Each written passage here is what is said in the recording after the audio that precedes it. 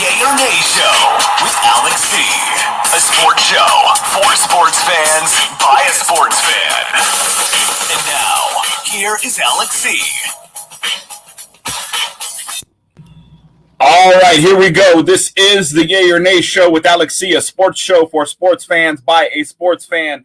And we have a lot of stuff to go over today, a whole bunch of different topics. Let's start off with some of the yay or nay questions that have come back so far. First off, starting with this one. Who wins the NFC North? As we know, the NFC North is comprised of the Green Bay Packers, the Minnesota Vikings, the Detroit Lions, and the Chicago Bears. What we have for the Lions and the Bears is nobody voted for the Lions or the Bears. All right, nobody voted for the Lions or Bears. However, the Vikings received 20% of the votes, and the winners with 80% of the votes, the Green Bay Packers. So you, the fans, predict that the NFC North is going to be won by the Green Bay Packers. Now, moving on. Who wins the NFC South? Now, the NFC South is comprised of the Atlanta Falcons, the Tampa Bay Buccaneers, and, of course, the Carolina Panthers, as well as the New Orleans Saints. Now, what we have for the Panthers and the Saints is a big fat goose egg. Zero. Nobody voted for the Saints or for the Panthers. However, coming in with 14% of the votes is the Atlanta Falcons, 86% of the votes, the Tampa Bay Buccaneers. So 86% of you fans are saying that the NFC South champs are going to be the Tampa Bay Buccaneers. Now, another question that I had up on the big Twitter poll, are you ready for week one of the NFL? This came back 80-20. Yay, you are in fact ready for week one of the NFL season. Another question up on the Twitter page, and by the way, the address to the Twitter page, Yay or Nay Podcast. Are you ready for college football to officially start? As you know, we just completed what is known as week 0. We are now moving ahead to week 1 in the college football season. And what we got, and I don't know, this is a small sample though. However, this is a small sample, but it was a 50-50 split between yay and nay that you fans are actually ready for the college football season. Now, I don't know why that is. I don't even have any idea on what to project as a reason why it would come back a 50-50 tie, but I thought that was kind of interesting. A 50-50 split, yay or nay, are you ready for college football to actually begin? All right, now, yesterday, we talked a lot about Mac Jones. We talked about baseball, but we're not going to talk about baseball today. I think we're done with that story. Mac Jones, did he win the job, or was it the fact that the other candidate was not COVID vaccinated? Of course, the other candidate being Cam Newton. Now, I listened to a lot of national guys talk about this today. There's a lot of yay or nay to this. The yay was, look, Mac Jones looked better. He was the better quarterback. He proved himself over time. And as the preseason progressed, he just proved and showed that he was a better quarterback than Cam Newton. Now, that's what one part of the story is. The other part of the story is he did not prove he was better. He looked good. They saw him as a project, somebody they'd have to work with. They don't know what kind of time frame they were going to need in order to make Mac Jones an actual starter. However, with that being said, with Cam Newton ready to go, then he hits this COVID, and it's a problem that he's run into a couple of times. So they kind of got frustrated, got tired, decided it was time to move on. They'll just take on the project that is known as Mac Jones now, and they'll go ahead and see what they can do. Now, again, that's one part of it, because this actually gets very entailed when you talk about Mac Jones, because again, a lot of the comparisons are what? He looks like Tom Brady. He's a system quarterback. He's going into the perfect system with Bill Belichick, the one that made Tom Brady the great quarterback that he is. And everybody thinks he has the same mechanics, the same work ethic. Everything is very, very similar to what was once a young Tom Brady. Now, you got other people to say, look, he's not really accurate. He's not really a long ball thrower. He's not really a guy that you could have put a team on his shoulder. And so therefore, with that being said, they're going to have to keep him really restricted. They're going to have to keep it dink and dunk, really short, throwing passes before they reach the secondary to make sure that he has an opportunity to get the completion and he doesn't feel the pressure and he doesn't fade, because people are obviously going to rush and they're going to throw 8 men in the box and they're going to blitz and they're going to come off the edge and they're going to do everything they can to disrupt him and make him nervous. And considering that he's a pure rookie, they're probably going to be successful. So you're going to have to get the ball out of his hands quick. Now, you could look at it as that would be a good game plan to keep him successful, but you could also look at it as if they are looking to get the ball out quick, that will work in the defense's favor as well, right? When you get it out quick, you're not throwing far, everything's in front of you as a defense. Now you have the chance to make that stops and get a lot of 3 and outs. That's just the way it works. So the only way you get out of 3 and outs is if you have wide receivers who have the ability to break tackles or make people miss, and instead of an 8-yard catch, make it a 13-yard catch. Now, I have looked at the roster for New England, and I'll tell you, there are some people, very few, however, that are impressed with this wide receiver core. I am not one of them. I don't think this wide receiver core is very good.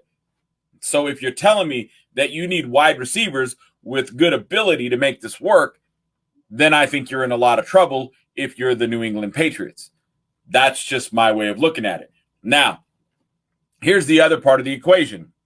If he's a system quarterback, and if he has to rely on the system, okay, does that mean A, he brings nothing to the table, and B, what about the argument? Because the original question in regards to me starting this conversation was, did Mac Jones win the job away from Cam Newton? Now, we all know Cam has an accuracy problem. We hear about it all the time. But he has play potential, meaning he can do breakaway runs, he can do sweeps, he can do quarterback sneaks, he can, do an end around when you're in the red zone, score on his own without ever handing off, without ever having to worry about to throw a pass.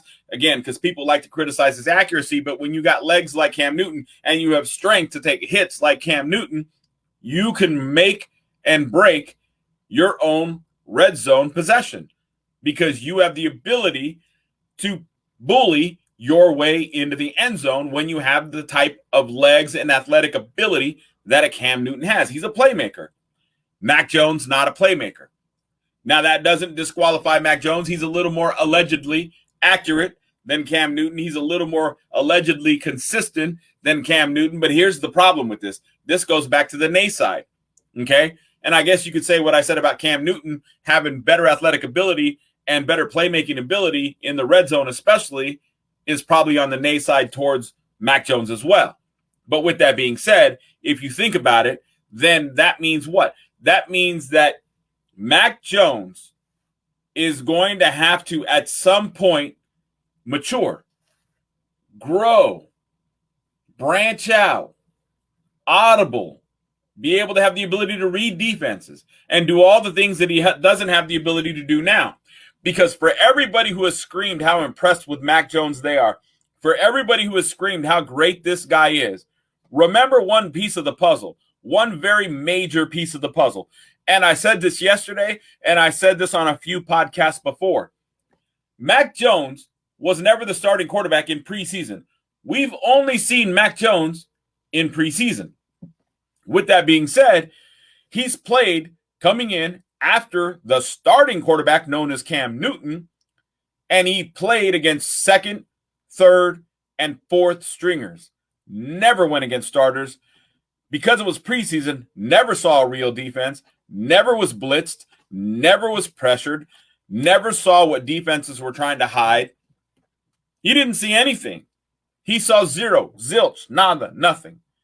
So to say that you were so impressed in preseason by a pure rookie quarterback, and he's played against nothing but a bunch of guys who are no longer in the NFL, and you say that that is a good body of work and good enough of a body of work for him to take the job away from Cam Newton based on his ability and it having nothing to do with COVID and the fact that Cam Newton wasn't vaccinated, I believe that's not true. I believe the fact that Cam Newton wasn't vaccinated had a tremendous amount to do with why they released him. A ton to do with why they released him. Because again, Mac Jones played against a bunch of second, third, and fourth string guys 90% of them aren't even in the NFL currently. They've already been cut from the rosters, and they haven't been picked up by anybody else. And these are the guys that he allegedly looked so great against. So here's what I say. For all the national guys who have said some of the things that I think are 100% blasphemy that I heard today, when they were saying that now New England is going to be a contender, they're going to be right there with the Buffalo Bills contending for the division. And they are going to be right there in the thick of things in the playoffs with Mac Jones as your starting quarterback. Really? I'll take that bet, national guys. Sign me up. I'll take that bet. No. Remember, national guys saying they're going to be playoff bound. They are going to be battling for the division. If they don't win the division, they will be there in the wild card, and they will be there in the playoffs with a pure rookie quarterback. That all you saw for a body of work was against a bunch of guys who are no longer in the NFL. In the preseason, he played never once against first stringers, only against, and very minutely amounts of time, against second stringers. Predominantly, most of his time was against third and fourth stringers. Again, most people who are no longer in the NFL, they're going to be looking for their next opportunity to get into the NFL next year. And this is what proved to you that Mac Jones not only was the better of the two quarterbacks between him and Cam, but that he also is the guy who's going to have the ability to get the New England Patriots into the playoffs and in the hunt for the division. That to me is absolutely hilarious. I will take that bet all day long. Coming up in one of the upcoming posts, we are going to go division by division, and I'm going to tell you who I think is going to be number 1 through 4 in each of the divisions. And this one is going to be one of the ones I'm most excited to talk about. Make no mistake about that. But national guys, yet another thing you got wrong. Here's another thing national guys got wrong. Trey Lance continuing to say how this is the guy that the 49ers cannot wait to get off Jimmy Garoppolo. They can't wait to move away from Jimmy G. They're just waiting for the perfect offer to come in so they can get away from Jimmy G and move on with Trey Lance as their starting quarterback. And again, a rookie. He's played what? 2 games in the past 2 years. None against NFL competition. Oh, and by the way, in the preseason, you know, the one that everybody's so excited about, he didn't play against NFL competition there either. He played against second, third, fourth string guys. 3, count them, 3 preseason games. Oh, and let's look at one of the most important parts of Trey Lance's, performance so far. If we're going to talk about the preseason, let's look at that. Let's see. Preseason stats, 19 for 41. Does that sound like he completed even 50% of his passes? No. Sounds like he completed less than 50% of his passes. Cam Newton, 59% of his passes are completed, by the way. There's a reason why I'm bringing that up. 19 for 41, not even 50% of his passes. So 19 for 41, a total of 276 yards. So you had 19 catches for 276 yards. I don't know about you, but I'm trying to figure out what part I'm supposed to be excited about. And keep in mind, I am a San Francisco 49er fan, but I'm realistic. I will never tell you my teams are the best just because they're my teams. I will never tell you my players are the best just because they play for my team. I think Trey Lance can be good. I think Trey Lance will be good. Okay? But I'm also not convinced that Jimmy G's not going to get re-signed. Again, if he takes him to the playoffs, if he takes him to the NFC Championship, do you really think the 49ers are going to cut him?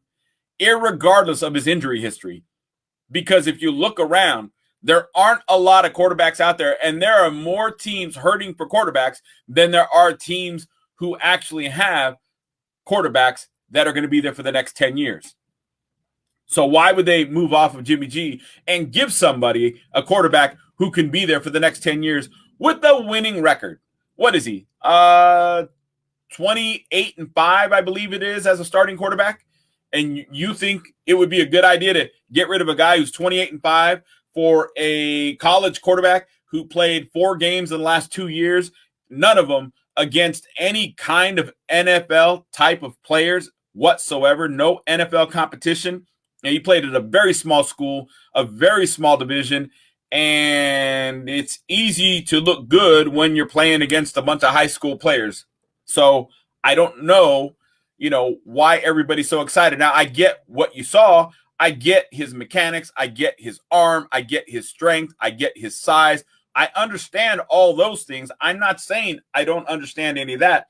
I understand you see the athletic ability. I understand you see the capability of delivering the long ball.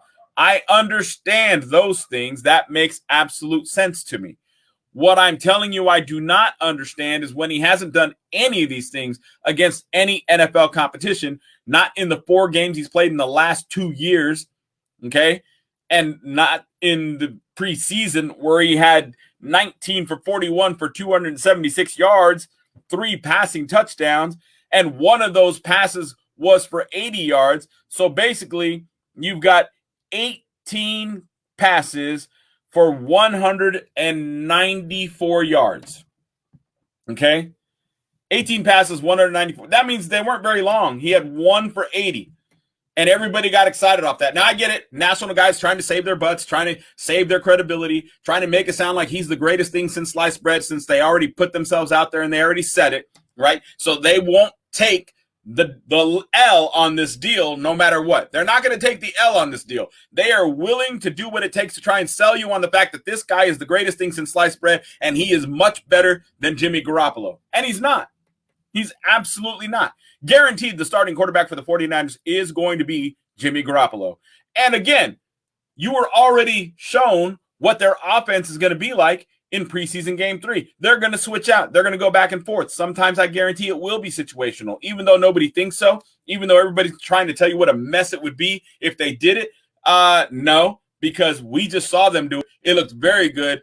And the start of the season for the 49ers is kind of soft, so they'll have time to work on the mechanics of it and the logistics of it, and they're only going to get better with it, and then it will be able to prevail and work and continue to move forward. And plus, no defense will be able to prepare for it because, A, they don't think anybody's crazy enough to do it for whatever the reason is, right? Just like they all used to think that, option quarterbacks were never going to be a thing, that any of the college plays that NFL teams are currently running was ever going to be a successful thing. And guess what everybody's doing now? Option reads, college plays, pulling up college coaches to run more of the college style offense to make the quarterbacks already NFL ready when they arrive. So you see, all the things that these guys have said would never be have come to fruition. This will be another one of those things that all these national guys had said will never be, and it's going to come to fruition. You're going to see a 2-headed monster, 2 quarterbacks. And I predict that you're probably going to see Jimmy G get re-signed. Again, if he doesn't stay healthy, I understand if the 49ers move off him. If he stays healthy and they have success and they win the division and they go to the playoffs, and especially if they go to the NFC Championship, how can you not re-sign Jimmy G? Seriously, how can you not? So the passer rating, by the way, for Trey Lance, 83. Now, if Cam Newton, the guy that everybody says is a backup now and not good enough to be a starter, and he only has a, passing completion percentage of 58, and this guy has less than 50 in Trey Lance, I'm just wondering, how is it that he's ready to be a starter, but Cam Newton is only a backup, and he's only good enough to be a backup, and yet Cam Newton has more athletic ability than Trey Lance? Again, Trey will grow. Trey will get better. Trey probably will be as good as advertised with the right coaching, with the right scheme, with the right timing. He can be all that. There's no doubt about it at all in my mind. But how can you say he's going to be that when you've got 19 for 41, 276 yards, 3 passing touchdowns, 1 interception, right? And an 83 passer rating. And it was all against second, third, and fourth string. In the third game, when they were all jumping up and down about how Trey Lance did and he looked great and he put it together on the last 3 dives, that's against fourth string guys that are no longer in the NFL, just like Mac Jones. So how do you get excited about a guy who did good against a bunch of guys who were never going to make anybody's roster. How do you get excited about that? Against a bunch of guys who were never going to make anybody's roster, who most did not get picked up by anybody else. Maybe some of them made some practice squads. Maybe some of them still will be signed up to play on some practice squads, but they're not starters anywhere, and they were never going to be starters anywhere. And that's who he lit it up against, a bunch of guys who were good enough to play college but were nowhere near ready or good enough to play in the NFL. So how do you get excited about that when you talk about Trey Lance?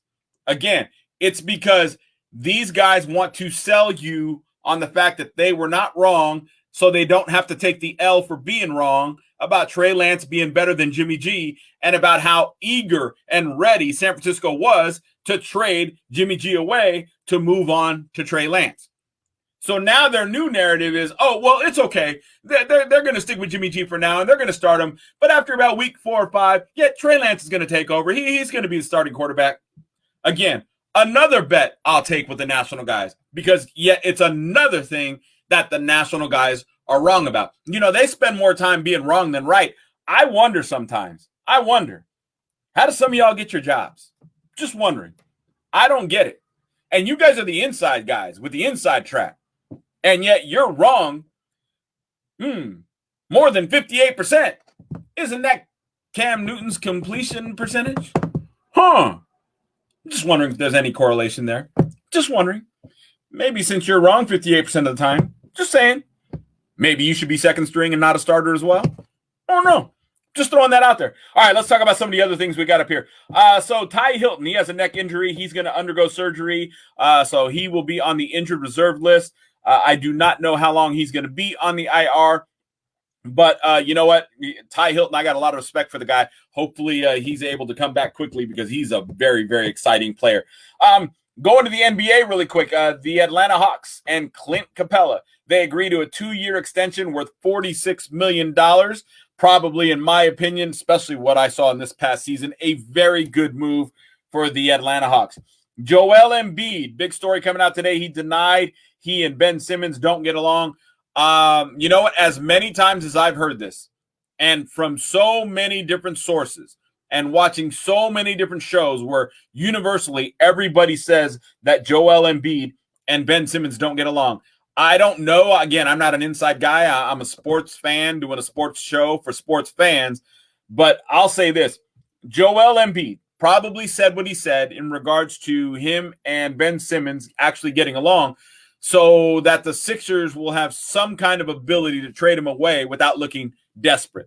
Because today, it turns out that Ben Simmons made a formal request to be traded from the 76ers. So things are bad. Things are over. Things are done.